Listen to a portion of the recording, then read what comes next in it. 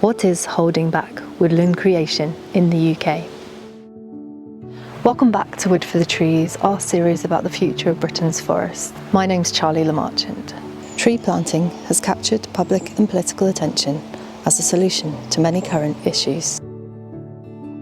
We have a trebling of timber demand by 2050 worldwide.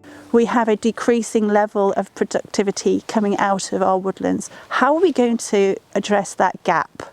By planting more trees now. If we consider air quality, trees planted by roadsides take out 50% of the air pollution. We know that the impacts that climate change will have on our rain is that instead of having kind of soft, gentle rain every day, we get these really intense downpours, and they can cause a lot of problems with the soil, mostly because they wash the soil off down the hill. If we consider the water relations with woodlands, just by breaking the fall of the rain, we have 50 times more infiltration in our land where woodland is breaking that fall. And then of course there's the water quality, massively improved water quality going into our rivers where woodlands can almost act as that filter, if you like. So you have the farmers' own organisations telling you we've got however many years of harvest left, and it's not many. So actually restoring goodness to the soil through agroforestry, through interplanting trees through the farmland, so that you've got you can graze livestock under them, you can take a crop from the trees, but the trees restore their leaf litter back to the soil in an effort to try and rebuild it. We need trees to be there once again as part of this landscape in a way we never needed and appreciated them before. And not forgetting, of course, that they're going to help us replace oil-based plastics and concrete and steel in our building and our construction and the materials and tools we need to help society become sustainable. In 2020, the government pledged to plant 30,000 hectares of trees per year. However, the UK is not even halfway towards meeting this goal.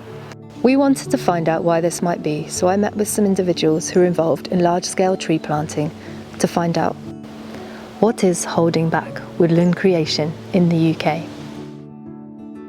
So trees are really important. Why aren't we planting more trees? Well, we've been trying in this country for centuries to create more woodlands. And the government targets to plant 30,000 hectares per year. Even then, we'll still be one of the least wooded countries in Europe. We now have in statute 16.5% as a target for woodland creation. How that is going to be achieved, I would suggest that a large part of that will be through private planting. And again, a significant part of that private planting will be through farmers, new entrants as such to tree planting.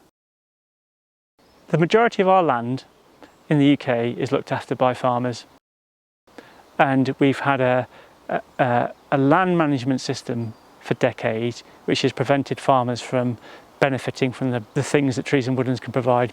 But it's also driven by the fact that we've had huge loss of woodland cover in the UK, down to 6% after the First World War, which means that actually we've had a very low resource to deal with. So those two factors combined, a very limited resource combined with the way that we structure many of our agreements and tenancies across the UK for farmers to benefit from that, I think create barriers for how that cultural integration of trees and woodlands into the wider agricultural landscape has not been as cohesive as we would have liked.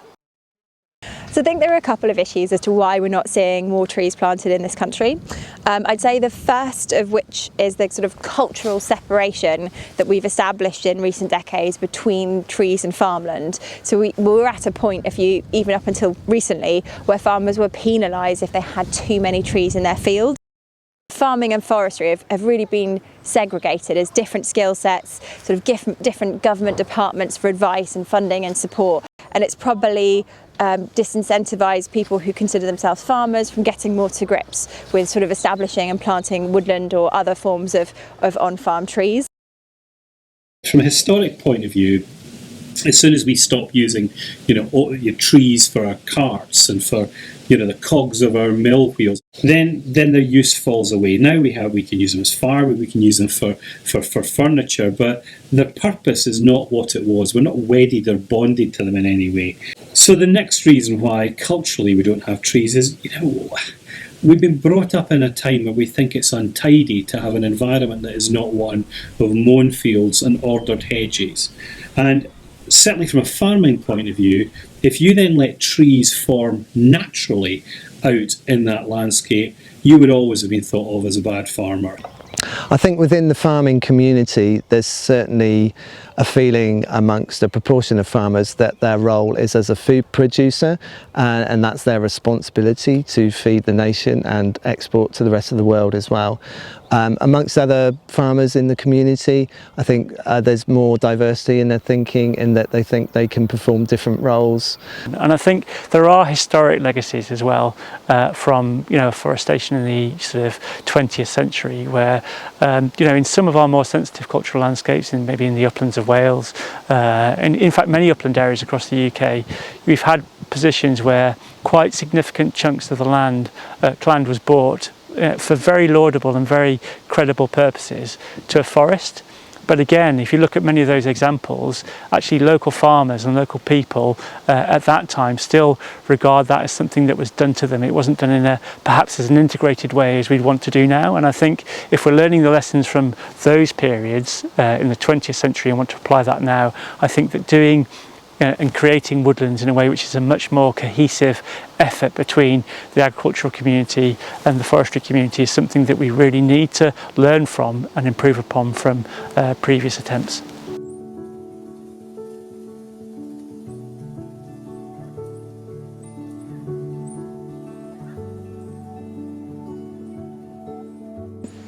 If you're going to plant trees, it's permanent land use change. And that's a massive deal to any landowner. They're not making a decision for themselves, they're making a decision for their sons and daughters, and their sons and daughters' sons and daughters. It's a generational decision. If you dedicate land to woodland creation, it's forevermore. So never again will you be able to earn any income from either grazing it or cropping it or mowing it for grass. So here at Riverford we grow a lot of annual veg crops, and the great thing about annual veg crops is if you really mess it up one year, you could put it right immediately the next year just through the learning of that 1 year process. But it's unlike an annual crop, it's very difficult to kind of experiment, fail and then apply your knowledge very quickly. It's always been said that forestry isn't about now, it's about future generations. But it's having that confidence from being very much an annualised return to something that you may not get a return within, say, 15 years. I think whenever you enter something new like woodland creation, which you haven't done much of before, there's always going to be a skills and knowledge gap. I think with native broadleaf woodland like we're doing, it's a long, slow burn and not something we're producing something off of.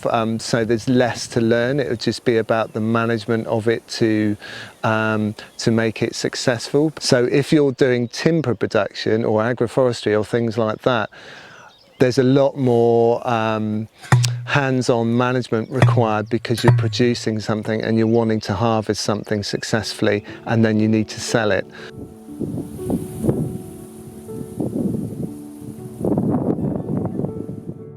Farmers are going through a transition from what is a subsidy-based agricultural practice to a more environmentally based land management practices.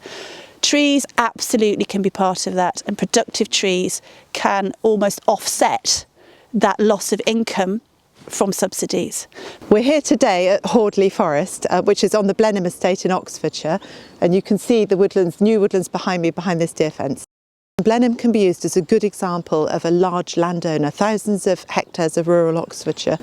The reason landowners like Blenheim struggle to take their land from arable into trees, few other reasons, but largely economics is the driving force. So the real problem, or the real opportunity we could say, Britain carries a 1.8 billion deficit for woodland creation. So if we were to plant all the woodlands we require for all the biodiversity benefits and carbon timber needs, we would need a further £1.8 billion.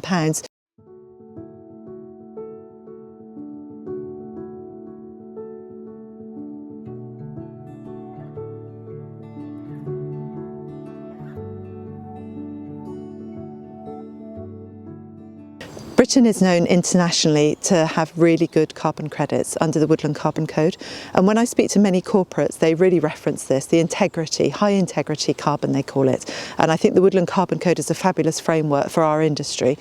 But, and there is a big but, carbon's trading at £20 a tonne, which is significantly less than it actually costs to produce. So to grow carbon here in this woodland would cost between £85 and £180 per tonne. So at the moment we've got something called the England Woodland Creation Offer for England, and it's one of the best grants that's available for woodland creation, certainly in the last decade. And it can provide grant funding for anything from very large scale productive plantations to nature-rich native woodlands. One of the really exciting things about the England Woodland Creation Offer is it can support natural colonisation, which is what you see here today, which is about allowing woods and trees to self-seed and spread themselves. UCO, England Woodland Creation Offer, is different from smaller, more fleet of foot schemes in that it doesn't just give you either free trees, spirals and canes. There's 10 years worth of maintenance payments to help get the trees away and succeeding, pay you management fees, and also there's other payments based on the quality of what it would do for flood risk management, water quality, nature recovery and such like. The English Woodland Creation Offer has been absolutely spectacular and in fact underpinned this plantation, but still isn't enough to convince landowners to change. So the capital payments have actually gone up now, and that's really, really welcome. But the other natural capital benefits, close to settlements for example, the use of broadleaves, riparian buffers, not all projects are eligible, and it's quite a labyrinth for landowners to get their head around as to whether they would be eligible or not. And that's one of the things, we almost need something so easy to explain to landowners when you're trying to convince them to do something, and not perhaps you might be eligible for this.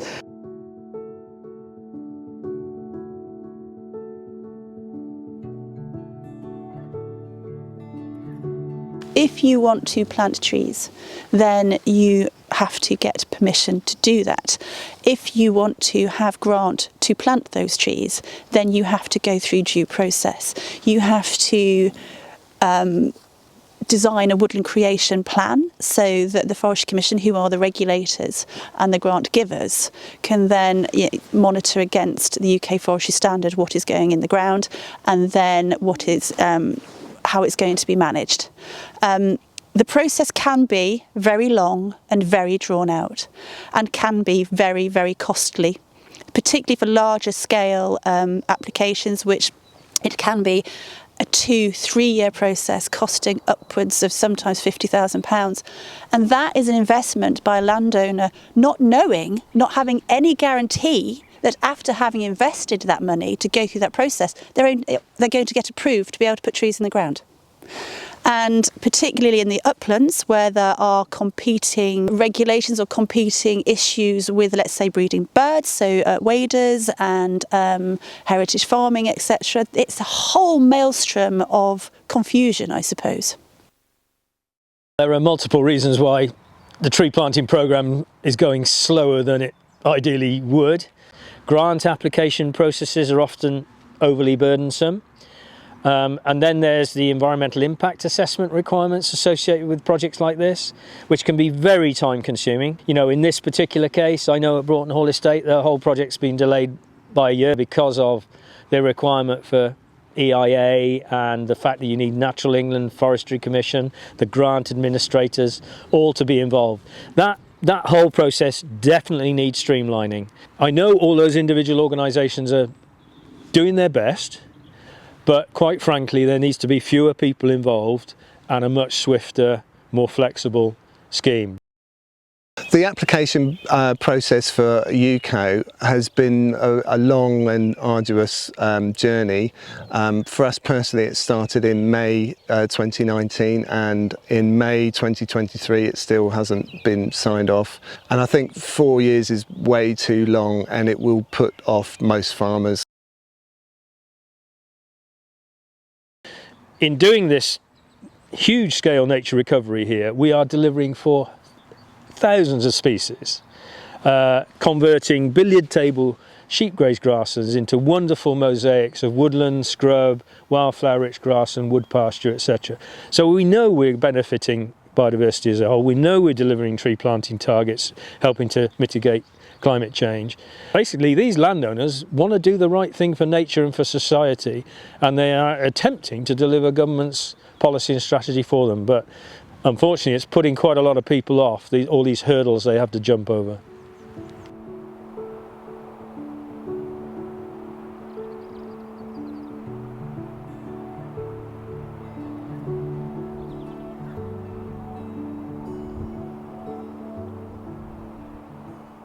For all these woodlands to be created, we need a really good source of trees. Many people know about ash dieback and the challenges of importing trees that perhaps could be carrying diseases. And so increasingly we're looking inwardly and looking within our own industry to produce really good quality trees for our emerging and evolving and accelerating tree planting needs. The nursery sector is responding with gusto. They're very enthusiastic. I think perhaps there's a historic element here where we've always talked about increasing, and nurseries have increased capacity and then they haven't been able to sell their trees, and so that's been a bit of a boom and bust cycle. And certainly what happened here at Broughton Hall Estate a couple of years ago when we planted over 200,000 trees in one winter is that we literally drained the market because there just weren't enough trees in the country, and because quite a few other projects were also up in their game, it meant that demand outstripped the supply. What I think would be a real shame is if suddenly we could get planting at scale and we didn't have a reliable source of good quality, plant healthy stock, and we ended up importing from Europe. So one of the really big challenges facing the woodland and tree sector at the moment is pests and diseases, and this is affecting the whole sector regardless of your objective, be that wildlife, be that timber production. So to give an illustration of how serious the situation is at the moment, oak processionary moth, which is a pretty well-known pest and disease, that was imported over 70 times into the UK on the back of oak trees. Ash trees, one of our most common, or used to be one of our most common native trees, and the estimate now is we might lose up to 80% of them. And a key part of the reason we're facing this is about imported pests and disease, be that on plants or trees for planting. But I do believe most nurseries now really believe in enduring progression of the industry, and so they are gearing up capacity building to be able to respond. But it does take time, and I think we need conviction, we need policy that's absolutely clear, and nurseries can have the confidence to increase production.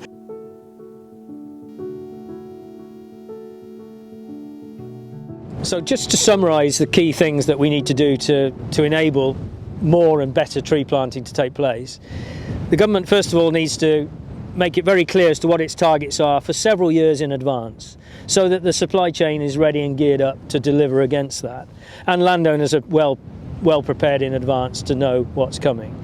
So one of the really exciting opportunities to deal with what is currently a really big challenge is around investment, for the government investment in UK tree supply, and that not only could create green jobs, including potential diversification for farmers, but also massively could reduce the risk of importing pests and disease. So for me, the two ways we encourage more farmers to plant more trees are we help with cost and we help with information. Personally, I don't think the decision is between either food production or protecting the environment. I think we can do both. I think going forward it's about producing food in harmony with the natural world. So I think there's lots that we need to do in the forestry sector to improve and provide confidence to landowners, to help them understand that actually trees could be wonderful for their farms as well as wider society. And I feel us as foresters, we need to do a better job to provide that compelling motivation to landowners. We need that wood culture back into the UK. We need forestry to be normalised into farming operations. So when you say food, you think fibre as well. But we also need to smooth the waters in terms of what government does in terms of the subsidies and the regulations around tree planting to make it easier. We also need proper land use planning We've got a whole range of different requirements for land in the UK. We need everything to be able to find their place. I think in farming in general, there could be a threshold moment where if a farmer or land manager could make more income from doing something environmentally than doing commodity food production, then they will do the thing that earns them more money. So even if they're not philosophically on board with the main drivers of the scheme, if it's in financially, there's an incentive to do that, you'll get more people doing it for sure. And actually in the UK, because we have a finite amount of land, we cannot afford, in my view, to be exclusive about the outcomes that we want. We really need to think about how we can make our land resource work as hard as possible to deliver the value that societies needs. And that's not just about pure economic value, that's about the widest sense of value, whether that's for people, whether that's for carbon, whether that's for nature, and all the other benefits that we want to bring. And really think about how do we make decisions about land use which maximises the broad range of value and benefits that we can have.